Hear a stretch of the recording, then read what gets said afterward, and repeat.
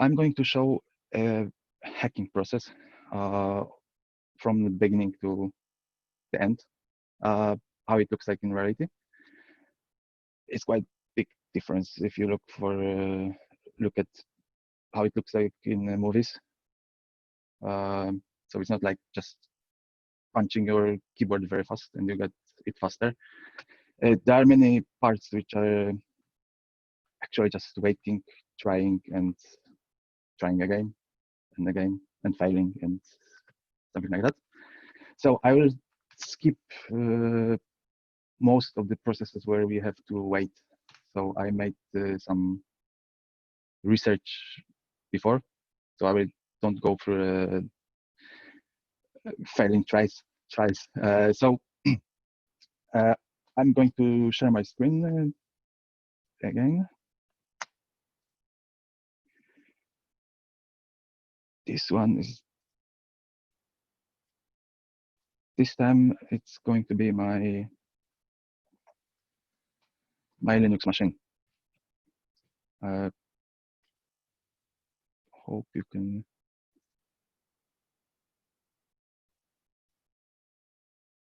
Can you see my machine?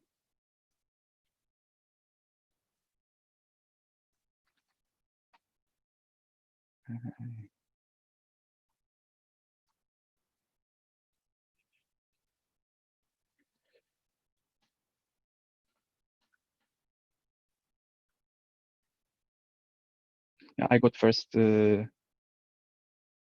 answer, not entirely correct, but 3 first answers are correct. Okay, so if you see my machine, I'm often in a black box testing, you get very little information. So like on the IP address or something like that. Everything else I have to find out. So I have one lab machine which I want to hack. It's a Windows machine. It's a IP address, I think 97. Just to make sure it's started now.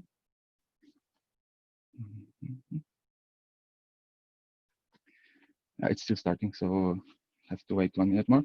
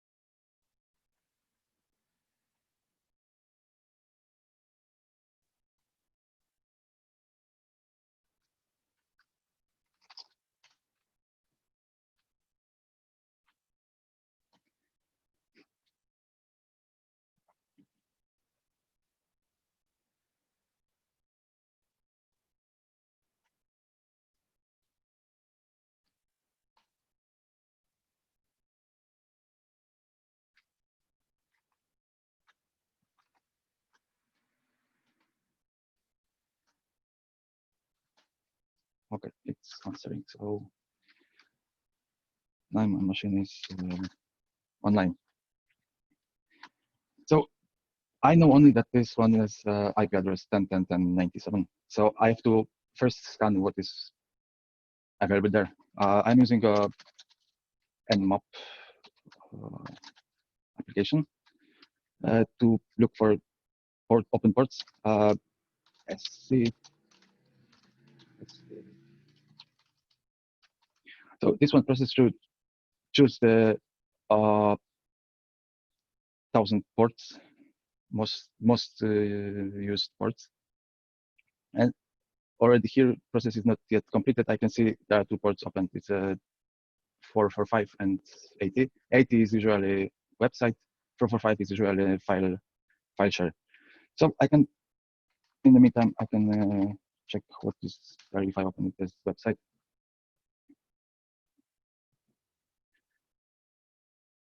Yeah, I get some login page. So it is PHP. Yeah, I can check source, but there is PHP's server side, so I can't see much here. I can try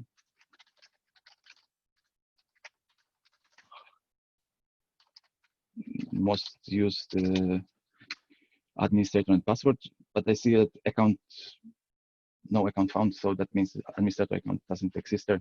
That's already information that I can find out which user exists in the system when I get that user doesn't exist or password is wrong.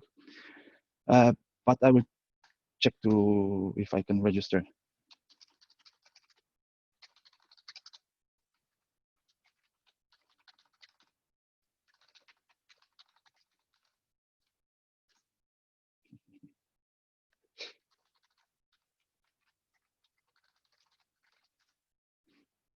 It looks like it succeeded.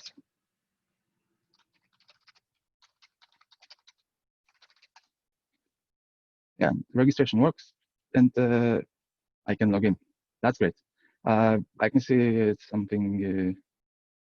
Looking through the website, I can see that there is some email address which can be used for later. I can create a note.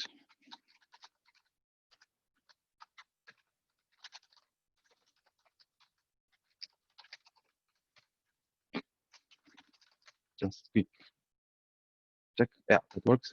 It looks like it's vulnerable for cross-site scripting.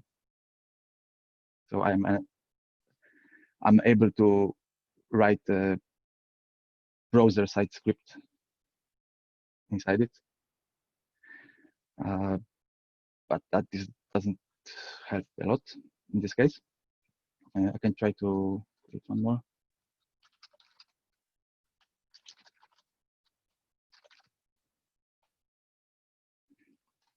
Yeah, so every time I open the website, there is one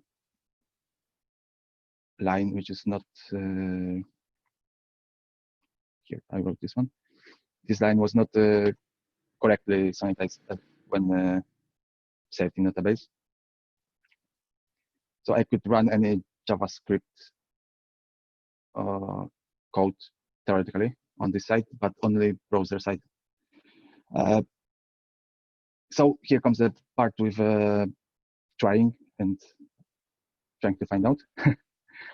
After some, I can try to delete. After some tries to get information, I found out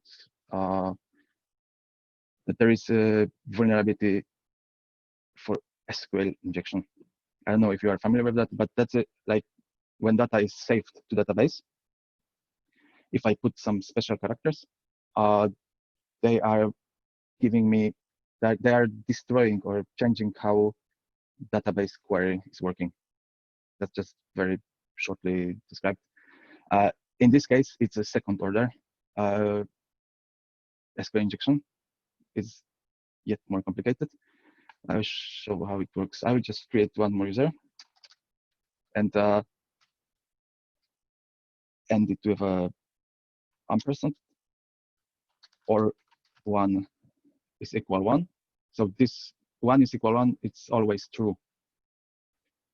And after that, I will comment the rest of the text. Can create my.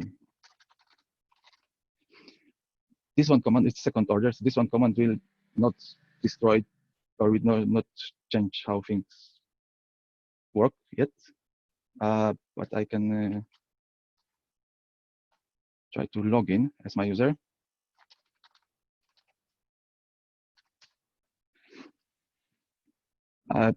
It looks like when I'm logging in, there's filtering by user. So every node which belongs to a user, so that it's checking for username. But if I comment out or just end the query and write 1 or 1, so then it's looking for every user. So now I can see here those nodes are from all registered users in this application. And here I can see that I get information from yeah, someone wrote probably username and password, very, very strong password, but wrote in clear text. And I can see that's a syntax for a network share. So I can use my Yeah, in the meantime, this process was completed. Nothing else was discovered, only port 80 and 445. So I can try to open the website this network shell. I can use SMB client.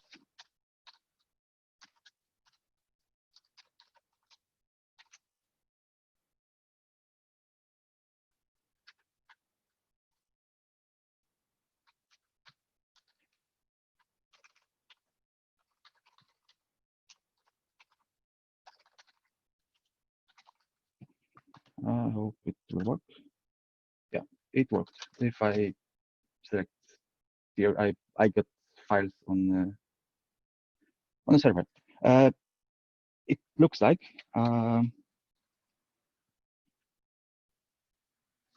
those two files are standard files in Windows IIS web hosting, but I can't see any PHP files here.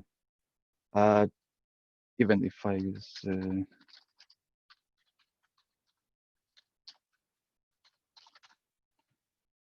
this file doesn't exist here neither. So it looks like there is another hosting on this server.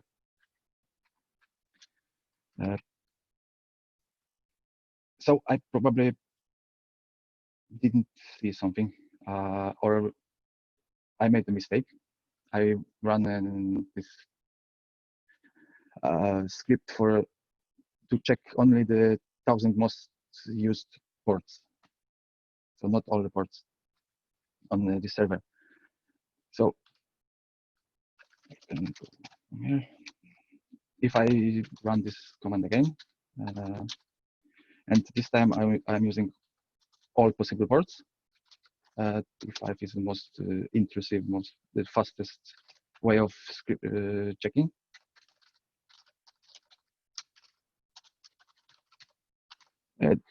This process should get all of the 65,000 something ports and check all of them. T5 is a very intrusive test. Intrusive is very noisy, so it's not used in a normal environment. But to get it fast in this lab environment, I will just run it. So it's just going through all 65,000 ports, just checking which port is replying.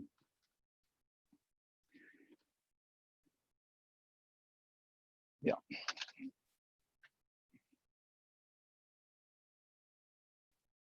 It can take some time, but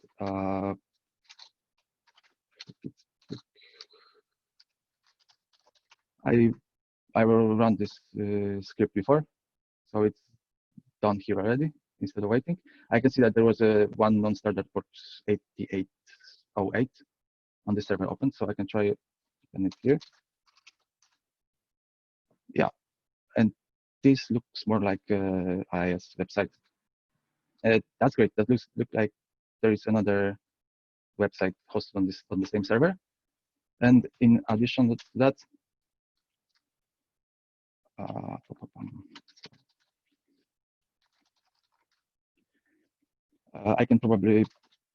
I can write to this page or to this network location. So I can create a CMD file.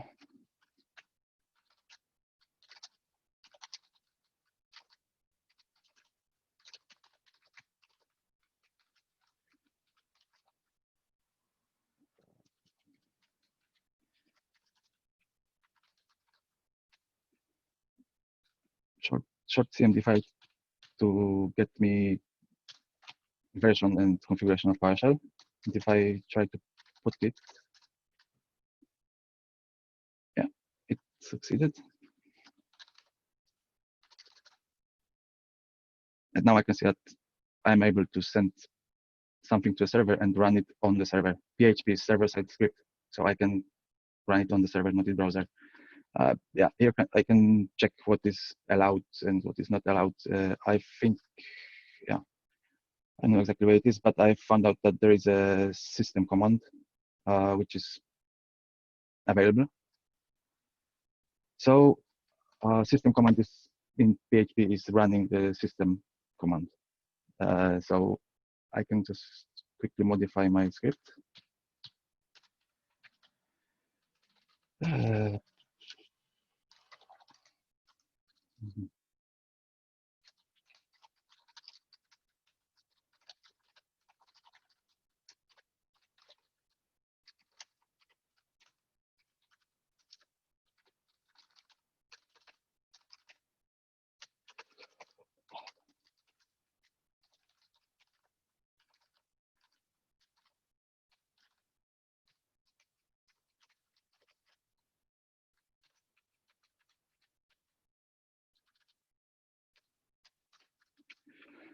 It should work. So it's checking if I am providing the CMD parameter. If I am, then it will try to run it as a command on the server. Let's see if it works. So I'm connecting to the network share again, CMD PHP. And now if I open it, oh, I wrote something wrong.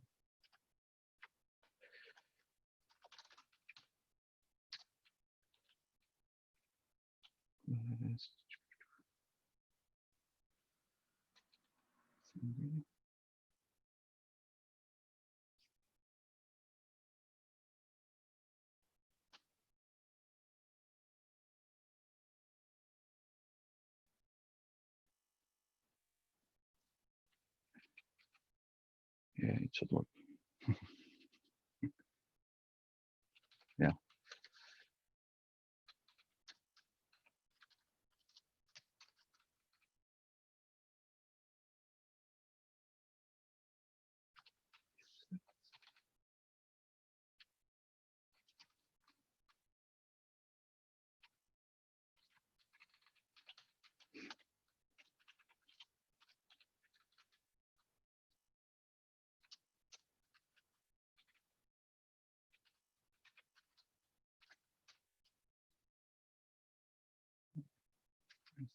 Close. Yeah. Okay.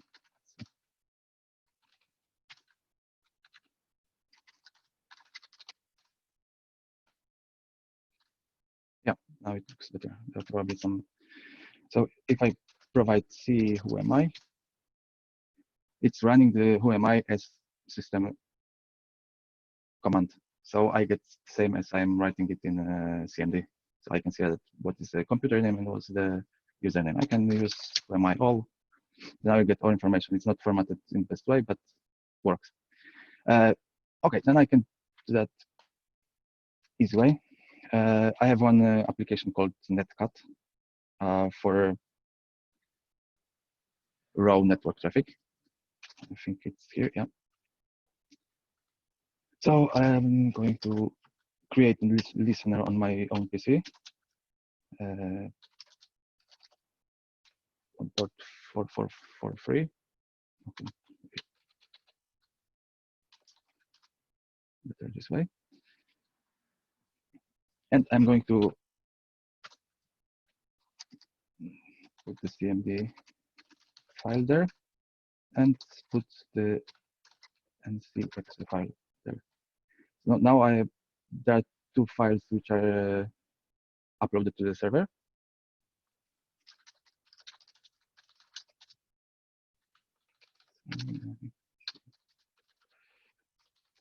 And my IP address is 3.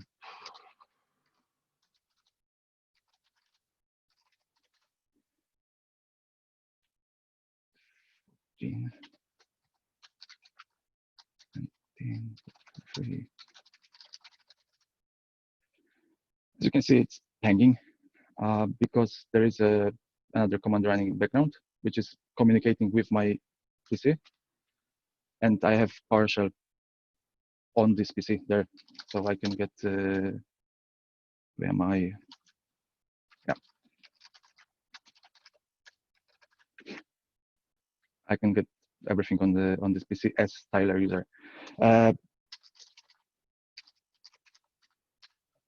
Checking the Tyler user, I see that there he's member only of users group, so he's not the administrator, but my target is to get higher privileges. So that's the next part when it takes time. Now I have access to the server. I can go through server and check all files where Tyler has access to. And this way I can find something useful to escalate my privileges to higher level to get administrator rights. In this case, to make it short, because we don't have very much time. So I found that there is a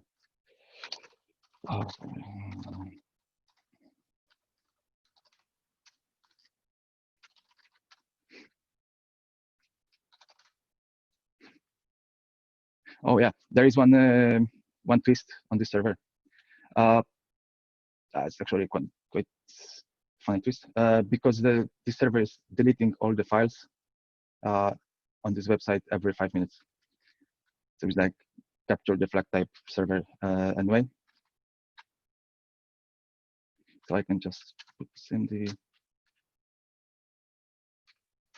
NC again. Oh, no, it should work. Okay, so it was deleted, but my NC process is still running. So on the desktop of the Tyler user, I saw that there is bash.nnk. It's a link file to bash. Normally, there is no bash on Windows. If you have bash, that means there is a Windows Linux subsystem installed on this one. And after looking inside the Windows subsystem, I know that all the Linux files can be are readable from my user, Tyler user. So everything what is saved inside the subsystem can be read from here actually. So looking inside the files there, I got information inside in the Linux. All the commands I can show you here. There's a file called bash history. It contains most of the commands written in the last long time. So I can try to show my bash history. The commands I was writing in some time ago. So looking at on this PC, I can use my PowerShell skills. So I am looking for I'm on desktop up inside Tyler account.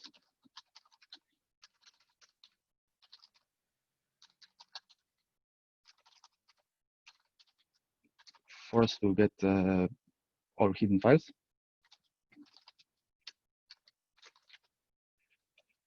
Oh, I think that's better.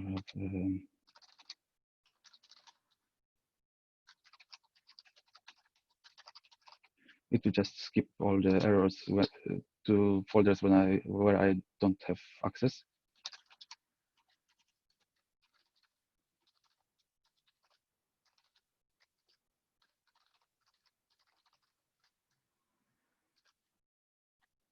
History, yeah, and I will just list the content there.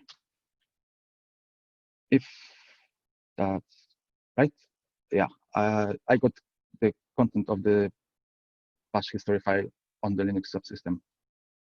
It's actually quite deep inside the profile and see users Tyler app data doesn't remember, but quite deep inside. But I'm interested in this online. It looks like he was trying to map his local drive as administrator from subsystem. And that's probably administrator password. I can copy that and try that from my own system.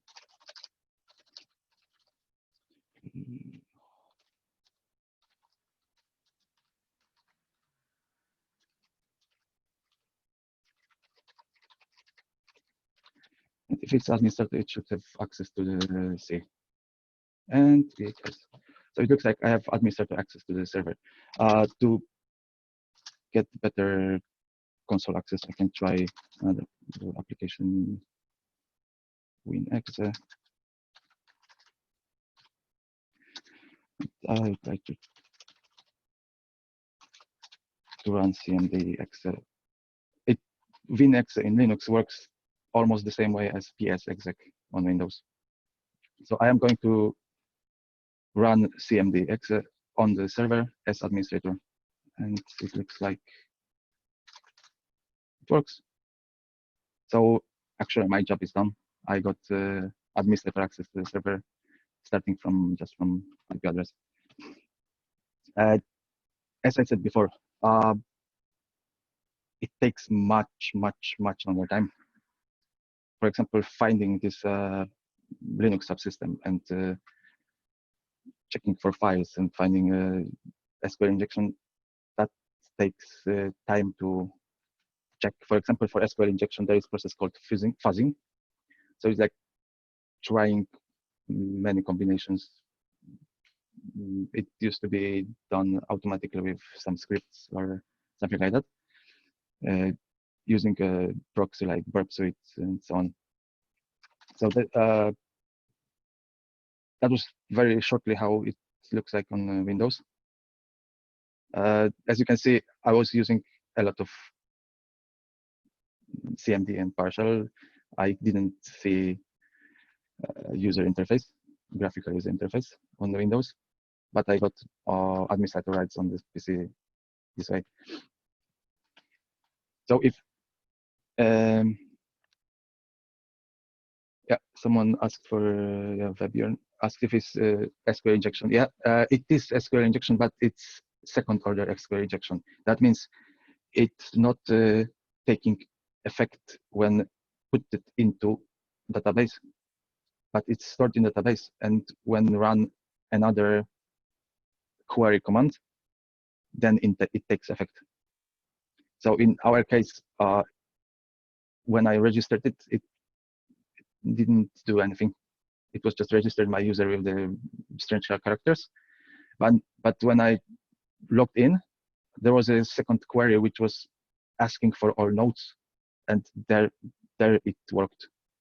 So it began to change the result of the query from the database. So it probably doesn't look very interesting like in movies, but that's how it works usually. We have few minutes left. I have few partially fun facts, which can I can show that quickly. I have to switch back to Windows machine.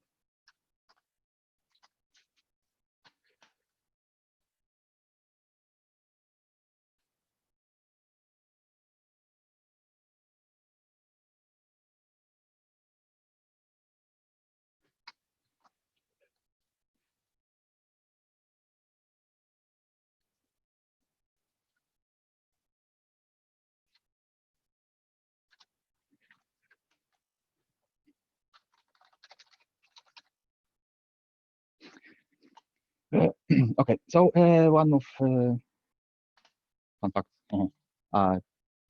Did you know that in Windows, from Windows 7 probably, but you can configure a picture to log in to your system? So the same way as a pattern on Android mobiles, for example. So I have configured it before. I will just lock my session, and I took my picture. Yeah, and I can log in by. In this case, I've configured to log in by just patting 3 times Johannes on the head, and I'm logged in. You can actually configure any picture with a few types of mouse movements. Another fun fact, you probably saw some sometimes when the system crashes, there's a thing called blue screen of death. It happens sometimes, but in the sysinternal suite, there's application written directly to actually make the crash. It's called not my fault. How does it work? Oh yeah, that's right. I have 64-bit software. Yeah, I can select what should be the error in my system, and I can just crash, and it will crash. I can show it at the end of our session. Why is that? When you crash the system, there is everything what is in the memory, in RAM memory, is dumped down to a file. And often there are informations which shouldn't be lost. For example, if your PC is hacked, so you shouldn't actually shut down your PC. To get more information, you should hibernate it or make a crash to get everything what is in the memory for later for investigation. It probably doesn't matter so much on personal PCs, but if a company would like to investigate later, memory dump is very important. So this application is just to make a crash. So yeah, that's it. Another thing is one guy was very creative, and created a whole Star Wars episode 4 in command prompt or in text version. I don't know if I have that installed, but there is a to do that you have to install Telnet client because it's going on internet. So if you add this as feature on your PC, install Telnet client, it takes a few seconds. I hope it works now because the server was very unstable. I can try Telnet.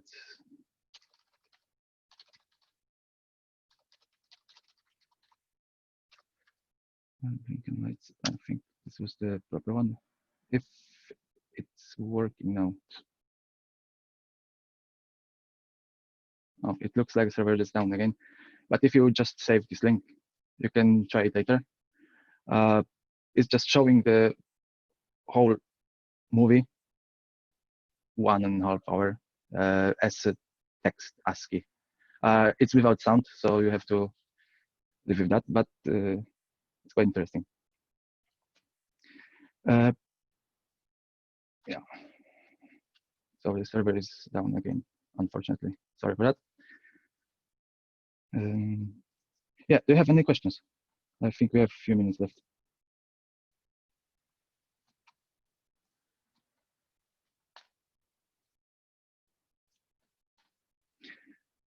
I got only one answer to the questions in the on Discord. Was it too difficult or?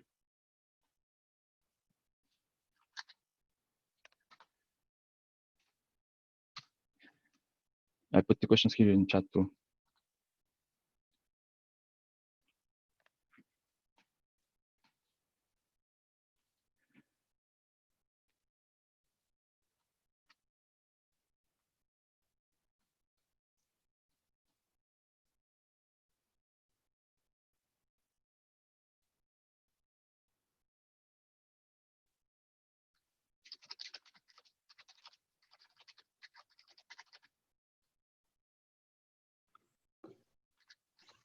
Just a quick comment from me on the from me on the questions.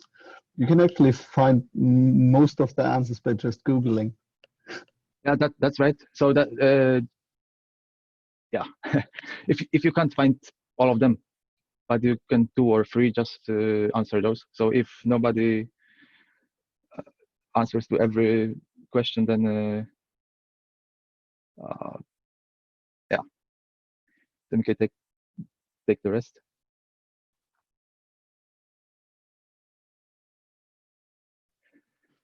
Oh, Webion is asking if I can recommend resources for the learning.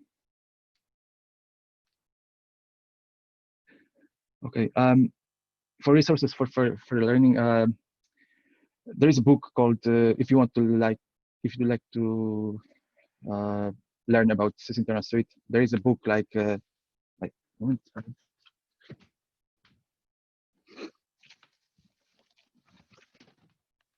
Yeah, it looks like this. It's a lot. It's almost everything about Sysinternal Suite. That's worth reading. But there are some many resources if you are looking for troubleshooting. So this way you can get a lot. But for PowerShell, for example, Microsoft Online, it's called Microsoft Online Academy. You can get some PowerShell courses. Yeah, there is a lot, but that depends what do you want to learn exactly, because that's quite broad topic. Adrian asks if we can modify Skype Windows app logo in folder. I can try to do that. The title is troubleshooting with the Windows internal tools. It's I can post it on Discord later. Yeah, I can try quickly get to Windows app folders.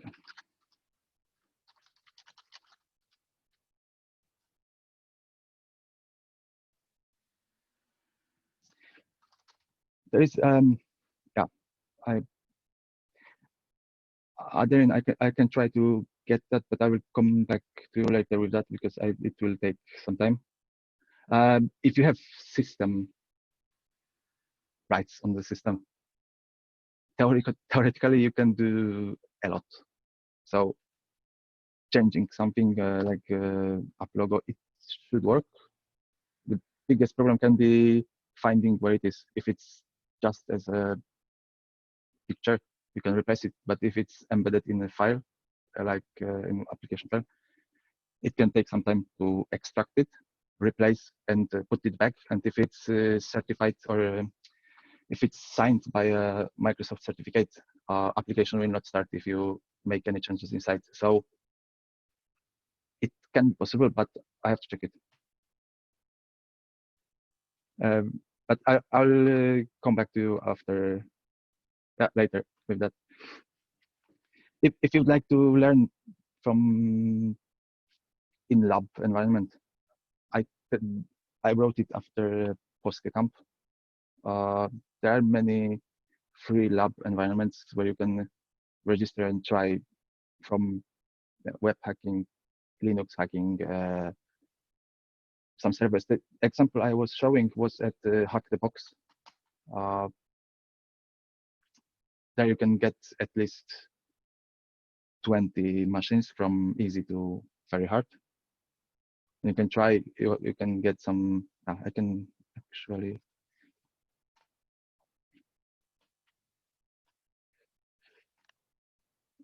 I can share my screen and show what it looks like.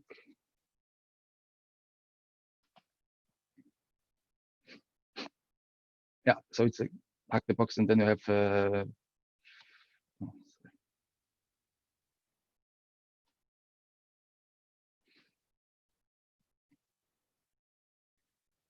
with free account, you have some active.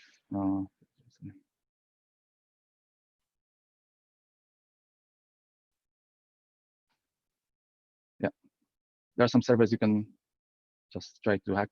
It's from very easy to very hard, which can take like some weeks to find out how to get there. Some challenges, for example, for web, So challenges for different things on websites like bypassing authentication or SQL injection and more things. But that's like only one step of the hacking process. So that's the difference between machines. The target is to get user access and administrator access on the server. So it's a whole process from discovery, getting foothold, exploitation, privilege escalation, and getting what you want at the end. So if you understand basics, it's just start training or start trying, getting hands-on. If there are many interested in that, maybe we can do a little bit more detailed sessions on HostCamp later this year. But that depends on if someone is interested.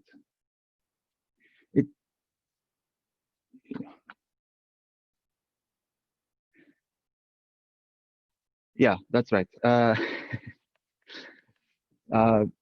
Every machine on this Hack the Box is alive for some time.